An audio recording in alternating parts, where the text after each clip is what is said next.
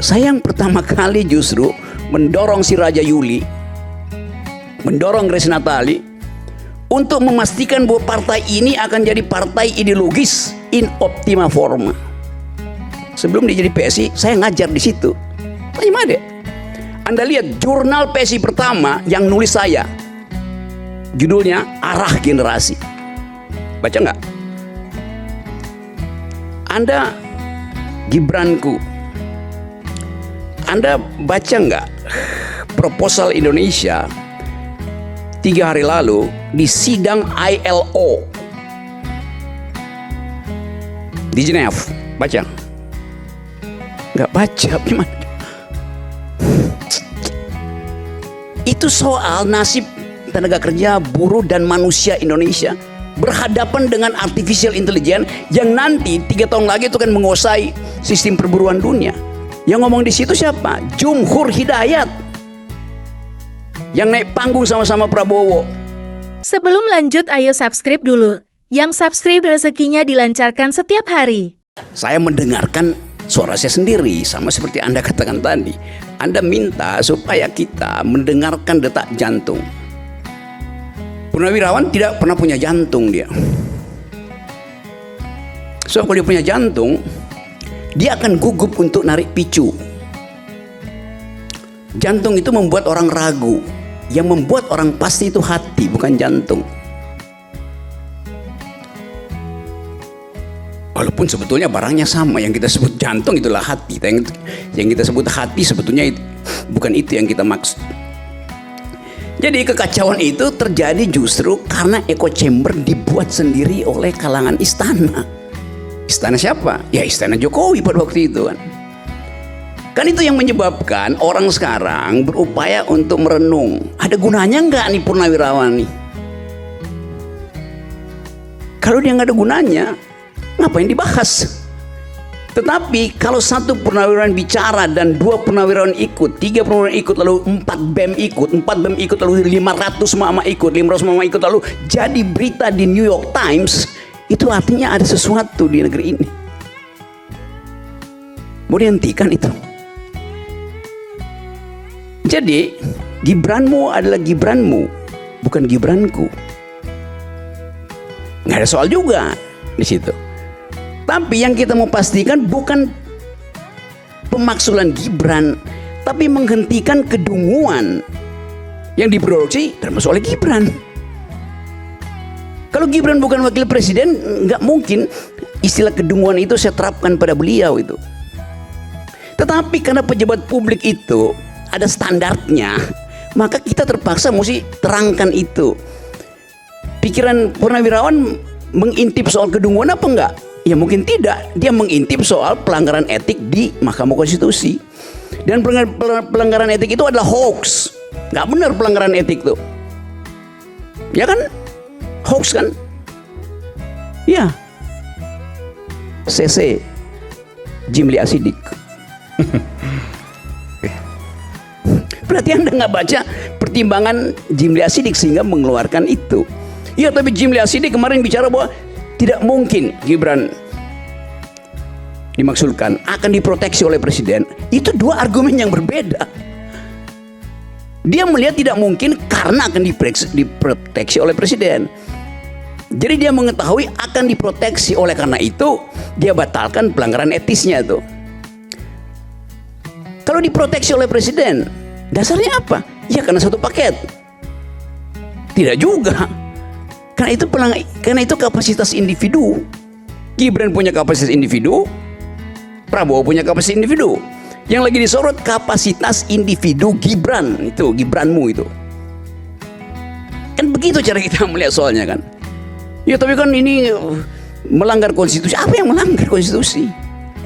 Apakah persoalan kita persoalan hukum di sini? Bukan persoalan legalitas, ini persoalan legitimasi. Karena itu kalau dia legalitas selesai dia. Karena legitimasi diulang-ulang sampai you bosan sendiri dengar suara lu sendiri kan. Muhammad tiap hari bicara itu. Anak SMP juga bicara itu. Mem ada di mana-mana tuh. Tiba-tiba ada soal Raja Ampat. Maka demi Raja Ampat batalkan sesuatu yang udah 2 tahun dipersoalkan orang. Oke. Sekarang Raja Ampat kita bongkar hari ini. Tiba-tiba ada Raja 5, maka Raja Ampat kita tinggalkan, masuk ke Raja 5 itu. Kan begitu cara berpikirnya tuh. Jadi bukan karena ada sesuatu maka yang di belakang itu menjadi tidak penting. Seandainya saya ikuti logikamu, sekarang ada seorang Raja Ampat, karena itu tinggalkan, nggak ada berguna para purnawirawan. Oke, sekarang sebelum ada Raja Ampat berguna nggak dia? Ya berguna karena nggak ada Raja Ampat kan. Dan logiknya begitu. Cara membaca persoalan tuh begitu. Bukan karena Anda dapat permen hari ini lebih manis, maka permen yang kemarin nggak ada gunanya. Memang nggak ada gunanya hari ini kalau dia lebih manis, tetapi kemarin dia berguna itu. Karena belum ada pembanding. Sekarang kita lihat pembandingnya apa? Berguna nggak perbandingan itu? Kan di kepalamu tadi begitu banyak hal yang Anda anggap nggak penting itu. Karena yang paling penting adalah titipkan bangsa ini pada anak muda itu. Anak muda itu berkumpul di PSI, tempatnya adek. Isinya orang tua. Dan yang akan jadi ketua orang tua. Coba bersihkan tuh cara berpikirnya. Saya yang pertama kali justru mendorong si Raja Yuli, mendorong Grace Natali untuk memastikan bahwa partai ini akan jadi partai ideologis in optima forma. Sebelum dia jadi PSI, saya ngajar di situ. Tanya Made. Anda lihat jurnal PSI pertama yang nulis saya. Judulnya Arah Generasi. Baca nggak? Baca nggak? Anda baca? Anda baca tulisan saya di situ? Saya mendengar. Ya? Saya mendengar, tapi saya tidak. Oke, ada yang membaca dengan kuping rupanya. Karena itu baca tuh. Saya tuliskan di situ argumen mengapa PSI harus jadi arah generasi. Bukan diarah-arahkan oleh pemodal, oleh bapaknya tuh. Itu maksudnya memihak pada sesuatu, berpihak pada jalan pikirannya. Saya nggak pernah berpihak pada siapa-siapa. Saya berpihak pada jalan pikiran di dalam urusan publik. Soal Gibran saya lebih tahu dari you. Gibran datang ke rumah saya, ngeluh, ngadu.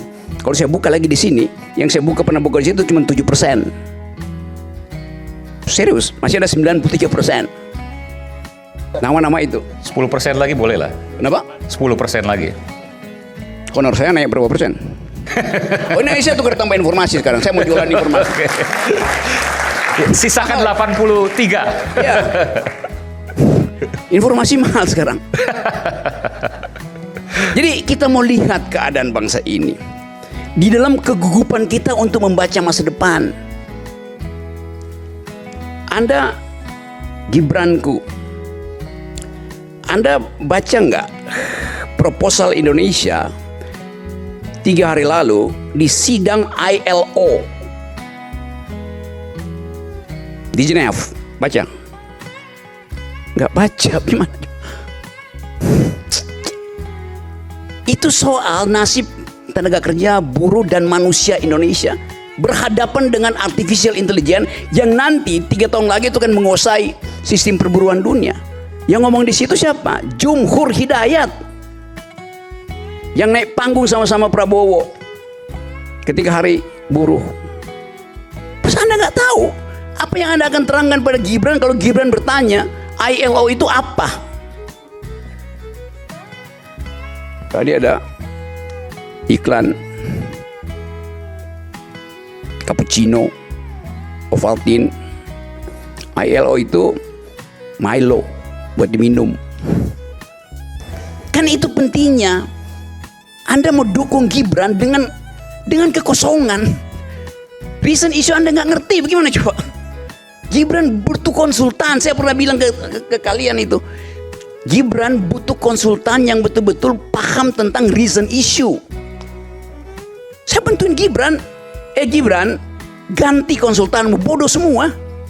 Serius. Itu akibatnya begitu. Jadi saya potong dulu ya, karena keadaan hari ini memungkinkan kita untuk melihat arah generasi yang pernah saya tulis itu tuh. Bukan sekedar ini Gibranku, mana Gibranmu? Apa itu gituan? Kasih isi dong tuh pada bangsa ini. Kasih pendapat itu.